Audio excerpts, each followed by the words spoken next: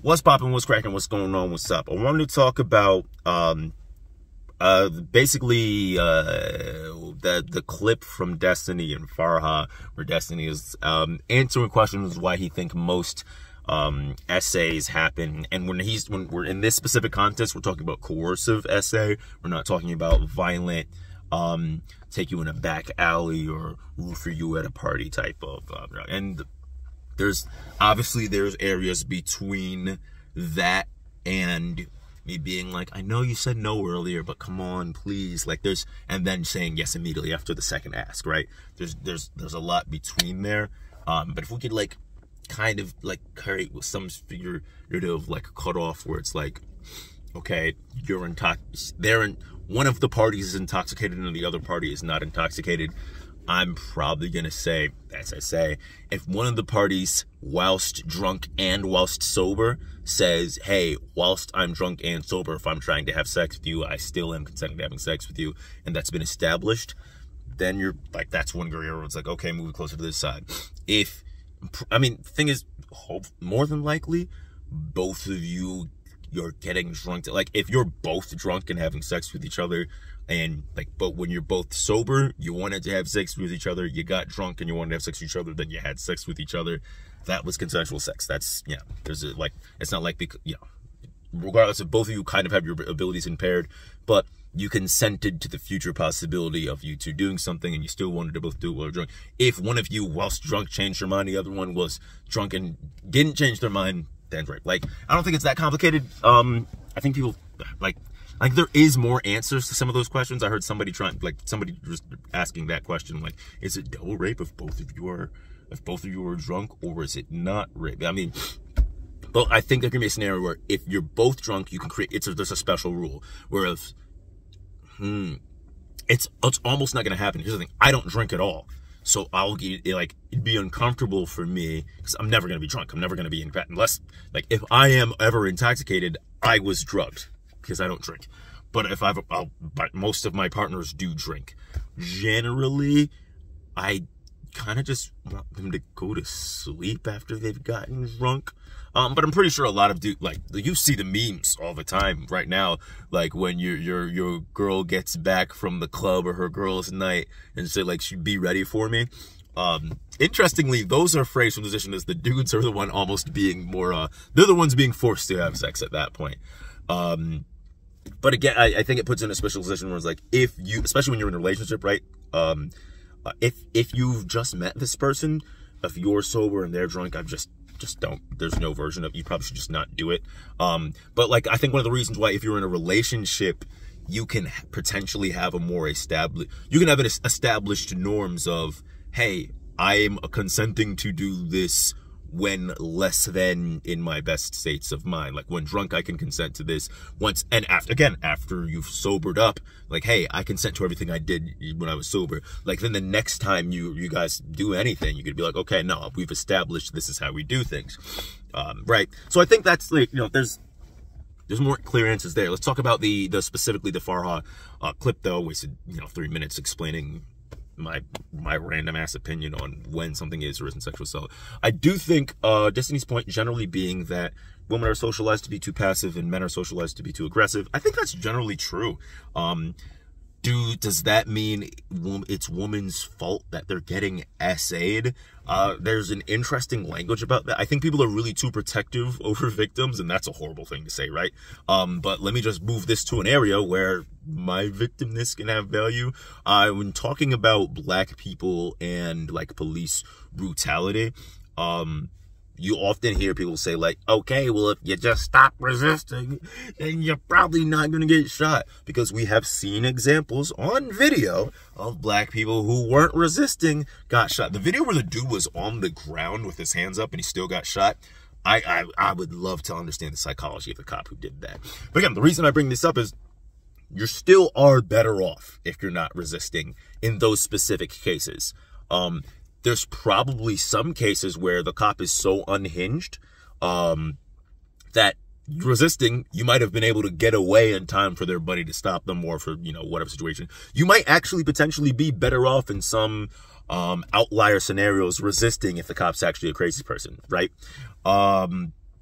But generally, if the cop's not a crazy person, based on the rules of behavior, based on assuming they have a cam on, based on, generally you're still better off as a black person not resisting, right? I mean, my own personal experience, another, one, like, every experience I've had with a cop has been chill. But I know that based on the evidence and data, black people are more likely to have violent interactions. Interactions go differently than white people, right? You can account for wealth, class, socioeconomic status in these interactions where it's taking place in more violent communities. There's a lot of factors you can go into it, but you're still better off not resisting. Like, as just because cops may shoot you if you're not resisting probably doesn't mean then your resistance is irrelevant. Like, that doesn't necessarily follow that because someone may disregard something that its uses. It's like that. It'd be, again, let's go to another situation that doesn't remember race or gender or whatnot. Like, you can be in a situation where wearing your seatbelt actually puts you in more danger in certain car accidents. You can't know when that's going to happen, though. In more situations than not, your seatbelt is more helpful than it is harmful, or more helpful than it would be otherwise neutral. And also you'll get a ticket. I don't know, right? So going back to all these scenarios, when it comes to, like, okay, could you be better off as a female in situations where they're not going to be like, if they're a violent psychopath, you're almost screwed regardless. No pun intended with that.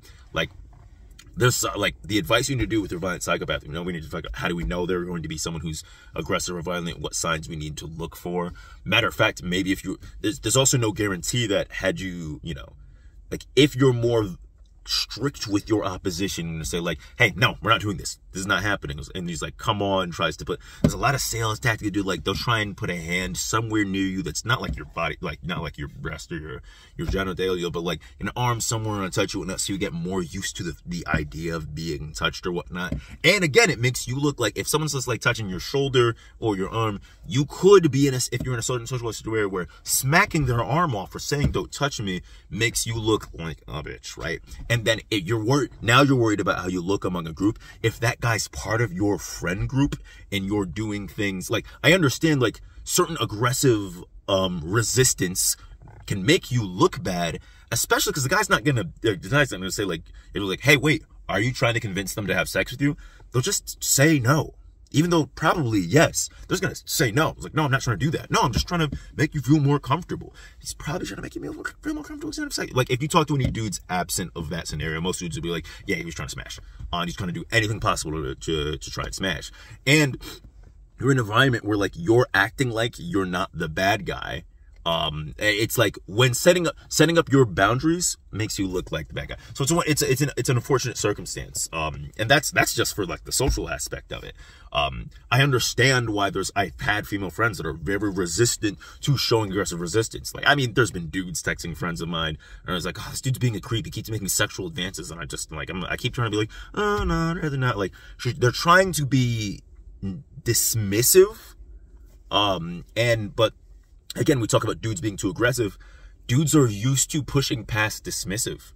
And I think some females are so used to dudes being pushing past dismissive that they might even, this seems really infantilizing, that there's situations where pushing past the soft rebuttals works for them.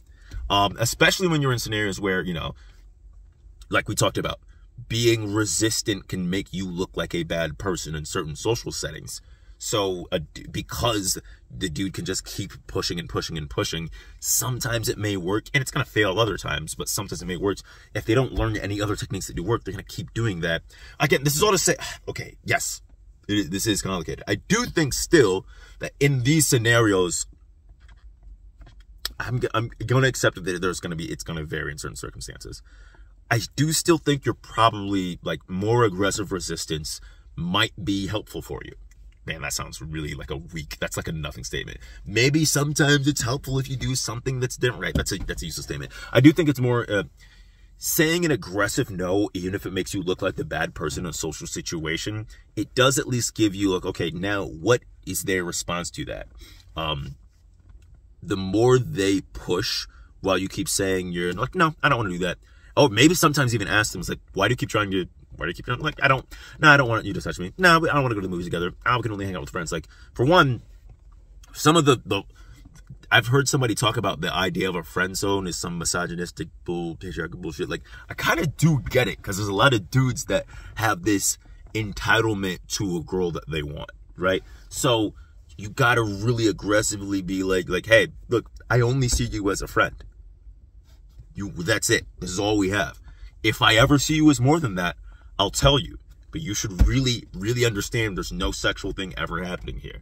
But the fact that, it is also true that dudes are going to be really resistant to that. They're going to get upset when they hear that.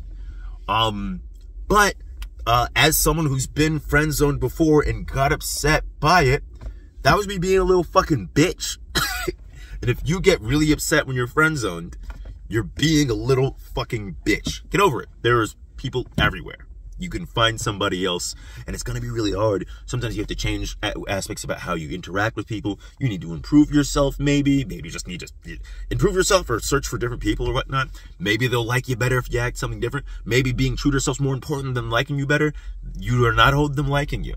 But I do think that there's value to be aggressive no's, right? Now, again, we have to go back to the dudes. Dudes, anyone listening here that's like, yeah, girls should just say no when they mean no. Most dudes are the reasons why there isn't just aggressive no's. Fears of violent essay are part of it, but the social ramifications are one of the big things. Like, you don't want to look, even like in office settings or whatnot, like women constantly deal with just accepting verbal sexual harassment, because in the environment, like say a coworker says something too flirty, but it's like towing the line. If she says no there, she just looks like she's just not accepting nice treatment, even though the dude's intention from the beginning is trying to probe out how far can I get anywhere. I think it's okay. I think I said earlier that it's not that complicated. I think the thing that was less complicated is what is and isn't consent, what isn't sexual assault. I think what you do about it still is complicated, but I think I've talked way too long. That's all. If you like what you saw, leave a like, do subscribe, do a crime. Just kidding, don't do a crime. I'm out.